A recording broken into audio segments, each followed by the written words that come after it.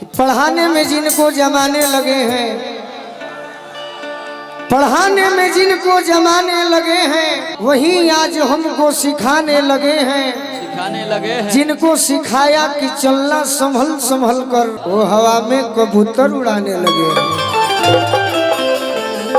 पेड़ पर चार दाने नहीं लगे, पेड़ पर चार दाने नहीं लगे, चारों तरफ से निशाने लगे हैं। पढ़ने पढ़ाने का माहौल कहाँ है, किताबों में खत आने जाने लगे हैं।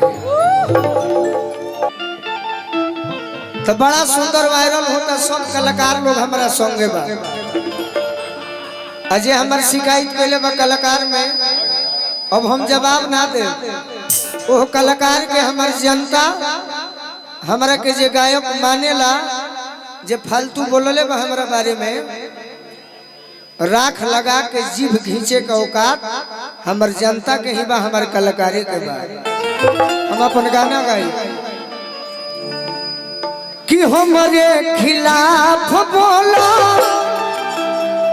दिया आज के डेट में,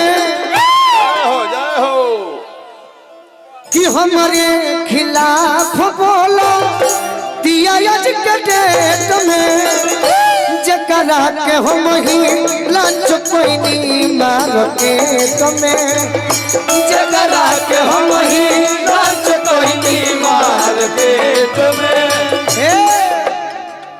बड़ी साल पहले हम गोरखपुर रहल बानी, कुशीनगर, देवरिया, कसेया, पठानपट्टी, कौगो नाम धरी मनी भैया, बचपन से रहल बानी गोरखपुर। पहले हमार हो तबे केहू के हुई।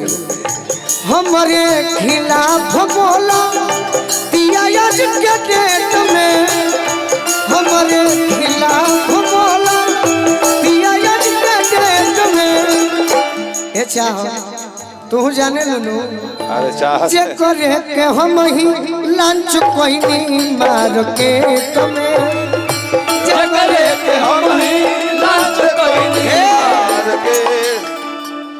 अरे लोरावा चुआवत रहे जब पहले मिलल है तरी रहे, अरे लोरावा चुआवत रहे पहले के भेंट में, जे करे के हम ही लांच कोई नहीं मार के तुम्हें, जे करे के हम ही लांच कोई नहीं मार के। ये मेरा सौभाग्य है कि आप लोग इस जगह पर, मैं मन की बात जान गया हूं कि आप हमारे लिए ही आए हैं। सब लोग जे कुर्सी पर बैठल बा, जे खड़ा बा, जे दूर से देखता, तो हमारा अपने नु गावल सुनावे का, तो हम अपना मन से भी सुनते देखो भाई, ये गलती होता। जरा फोटो खिंचावे को ही कल हमारे प्रोग्राम नहीं खे, क्रिया खा के कहतनी बाबा गोरखनाथ के हम 6 बजे लिया रुक जाई, जितना आदमी की इच्छा हुई फोटो खिंचावे के खिंचा ली, हम जाई ना। एक आदमी के फोटो बाकी ना रही, पहले गाना सुन ली सभी है, हमारे हाथ जोड़ के विनती बा। गलती कहतनी, इस सौभाग्य के बात बा हमरा खातिर। चाचा भर पेट बोलत नहीं खे,